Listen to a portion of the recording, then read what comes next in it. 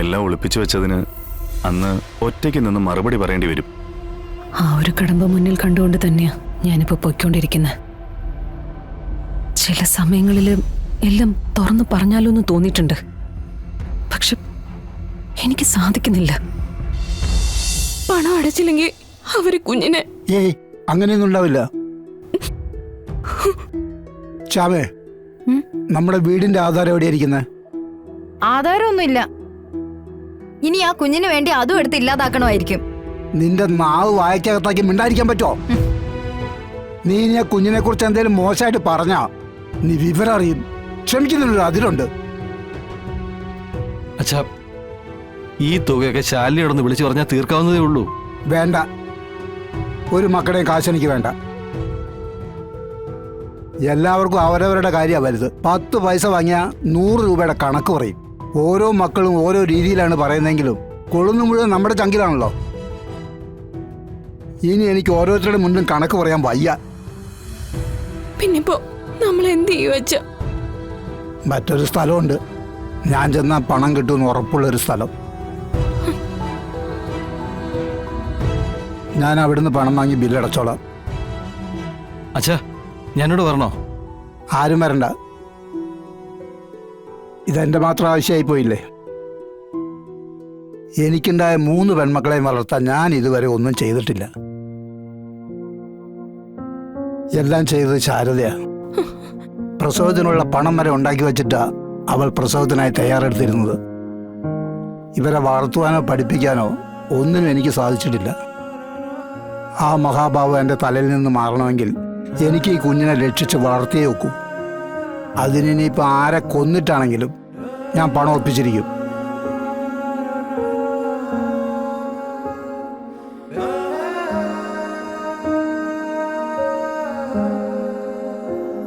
അച്ഛൻ രണ്ടും കൽപ്പിച്ചാണല്ലോ.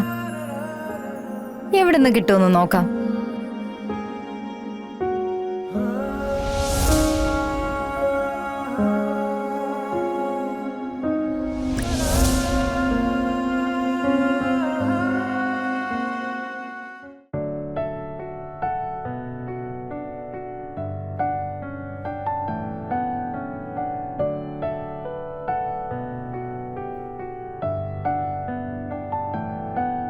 എന്തായാലും പിറന്നാൾ സദ്യക്ക് മോള് കൂടെ പങ്കെടുത്തല്ലോ, സന്തോഷം.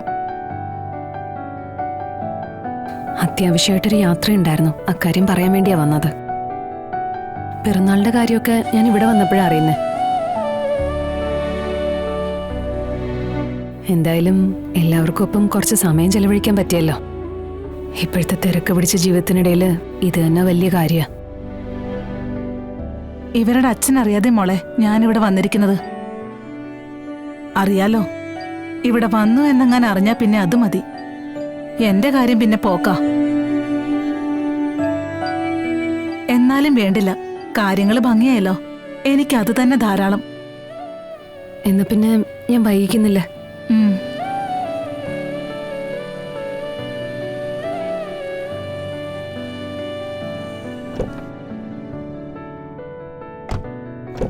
ആ ശാലിനി,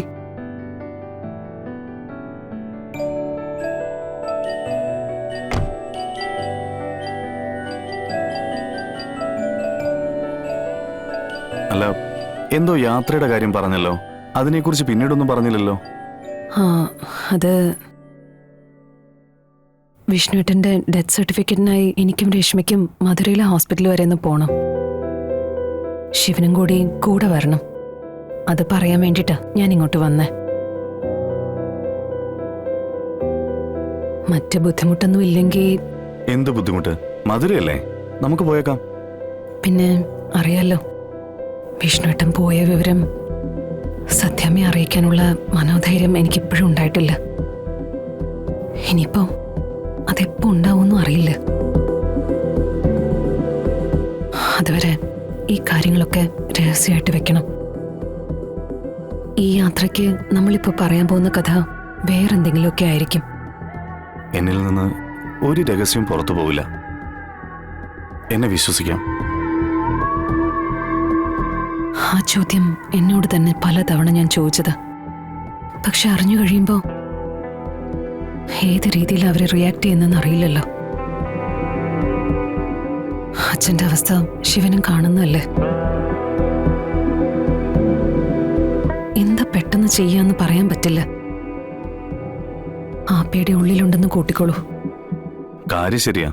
പക്ഷേ പിന്നീട് വലിയൊരു പ്രതിക്കൂട്ടിൽ ശാലിനി നിൽക്കേണ്ടി വരില്ലേ എന്നൊരു ചോദ്യം പിന്നാലെ കിടപ്പുണ്ട്. എല്ലാം ഒളിപ്പിച്ചു വെച്ചതിന് അന്ന് ഒറ്റയ്ക്ക് നിന്ന് മറുപടി പറയേണ്ടി വരും. ആ ഒരു കടമ്പ മുന്നിൽ കണ്ടുകൊണ്ട് തന്നെയാ ഞാനിപ്പോ പൊയ്ക്കൊണ്ടിരിക്കുന്നത്. ചില സമയങ്ങളിൽ എല്ലാം തുറന്നു പറഞ്ഞാലോ എന്ന് തോന്നിയിട്ടുണ്ട്. പക്ഷെ എനിക്ക് സാധിക്കുന്നില്ല. ഇതിപ്പോ വിഷ്ണുവേട്ടന്റെ ഇൻഷുറൻസ് തുക കൊണ്ട് പാവപ്പെട്ട ഒരു കുടുംബത്തിന് വീട് വെച്ചു കൊടുക്കണം. ഒരു പുണ്യപ്രവൃത്തി. അതിനു വേണ്ടിയാ ഈ ഡെത്ത് സർട്ടിഫിക്കറ്റ് വാങ്ങിക്കണമെന്ന് പറഞ്ഞത്. പറഞ്ഞാ മതി, എപ്പോ വേണമെങ്കിലും ഞാൻ റെഡിയാ. എന്നാ പിന്നെ ഇനിയൊരു യാത്ര പറച്ചിലില്ല. ഉം.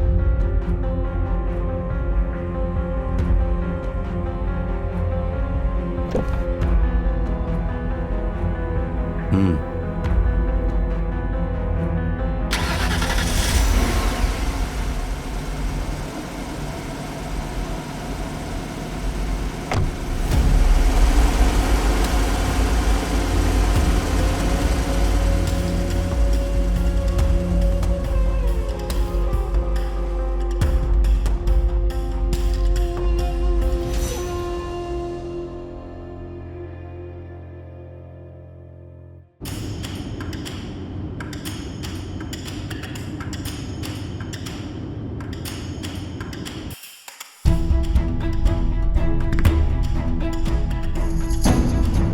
ഹോസ്പിറ്റലിലേക്ക് ചോറ് കൊണ്ടുപോകണം ശ്യാമേ. രോഹിത്ത് വരുമ്പോ കൊടുത്തുവിടാന്ന് കരുതിയിരിക്കുക. അല്ലെങ്കിൽ പിന്നെ എല്ലാ കാര്യങ്ങൾക്കും കാശ് വേണ്ട ശാന്തിച്ചി. അച്ഛനാണെങ്കിൽ കാശിന് വേണ്ടി നെട്ടോട്ടോ ഓടുക. അമ്മ ഉണ്ടായിരുന്നെങ്കിൽ ഏതെങ്കിലും രീതിയിലൊക്കെ കാര്യങ്ങൾ നോക്കുമായിരുന്നു. ആരോടെങ്കിലും കടം വാങ്ങിയിട്ടാണെങ്കിലും കാര്യങ്ങൾ നടത്തും. അച്ഛൻ ആര് കാശ് കടം കൊടുക്കാനാ? ഒരു സ്ഥിരതയില്ലാതെ ജീവിക്കുന്ന ഒരാൾക്ക് എന്തുറപ്പിൽ ആളുകൾ കാശ് കടം കൊടുക്കുക? ഇപ്പൊ തന്നെ ശാരികേച്ചിയുടെ കാര്യം തന്നെ എടുത്ത്, ഇത് ഇന്നോ ഇന്നലെയോ ഒരാഴ്ച മുമ്പോ തുടങ്ങിയതല്ലോ. പണം കണ്ടെത്തി വെക്കാനായിരുന്നെങ്കിൽ സംഘടിപ്പിക്കാനുള്ള സമയം ഉണ്ടായിരുന്നു. ആരും ഒന്നും ചെയ്തില്ല. എന്നിട്ടിപ്പ കാശിനോടി നടക്കുക. നിങ്ങളുടെ അച്ഛൻ കാശ് കണ്ടെത്തി വെക്കാത്തതിന്റെ കാരണം നിങ്ങളുടെ അച്ഛന്റെ പിടിപ്പുകേടാണെന്നേ ഞാൻ പറയൂ. പക്ഷേ ആ കൂട്ടത്തിൽ നിങ്ങളുടെ അമ്മയെ പെടുത്തരുത്. ശാരിക ഗർഭിണിയായ വിവരം അറിഞ്ഞ അന്ന് മുതല് ചിട്ടിക്ക് ചേരുകയും അത് ഈ പ്രസവത്തിന്റെ ചെലവിലേക്കായി മാറ്റിവെക്കുകയും ചെയ്തിട്ടുണ്ട് ശാരദാമ്മ.